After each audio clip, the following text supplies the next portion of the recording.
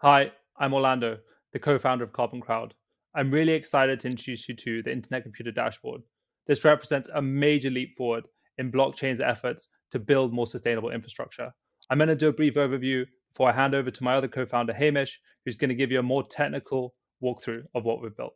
Thanks very much, and I hope you enjoy. What you see in front of you now is the Internet Computer Dashboard.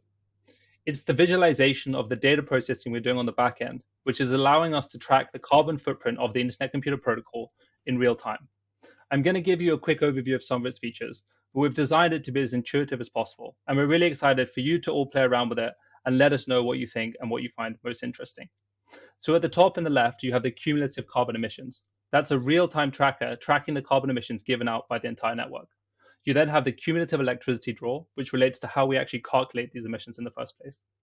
Avoided carbon emissions is directed towards the programs we're trying to implement on the internet computer to engineer it in a way that means that it reduces the emissions it would otherwise reduce, and hopefully one day runs with zero emissions at all. As for offsets in the bottom right, that's related to a project we're trying to build to offset the emissions of the Internet Computer Protocol in real time, or to use REX to retroactively green the electricity supply. But let's dive into the visualization here.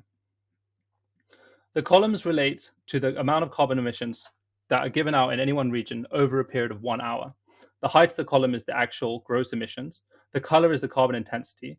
And then you can hover over it to get a little bit more information. Let's do a little comparison here between Germany and Switzerland.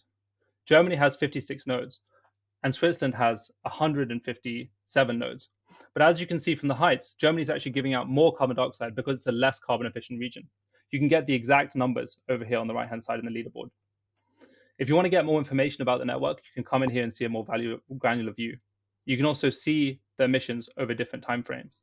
And what's really cool about that is, for example, if you take California here, you can actually get an idea of how California performs throughout a week. And you get an idea, basically, when it drops off there, it's when the solar power is kicking in.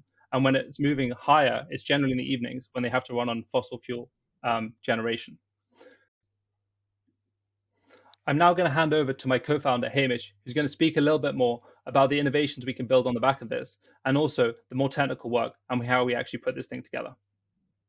So thanks, Orlando, for the high-level overview, and I'm here to talk more about the architecture and how we actually put this together.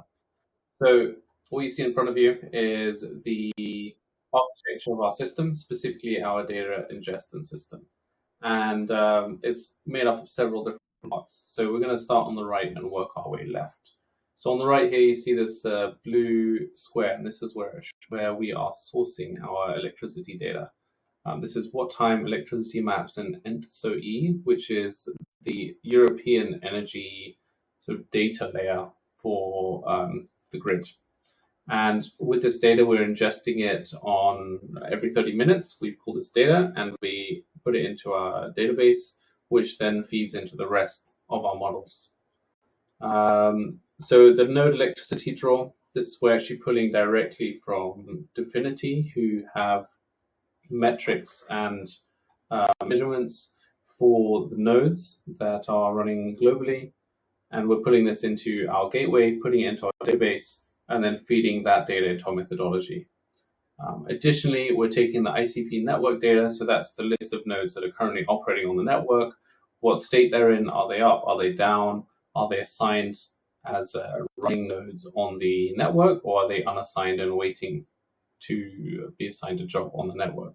So this all gets fed into a methodology, and what we do is we take the region where the node's running, and we apply the grid intensity of that region to the node's power draw over the last time period, which for the moment is every 30 minutes.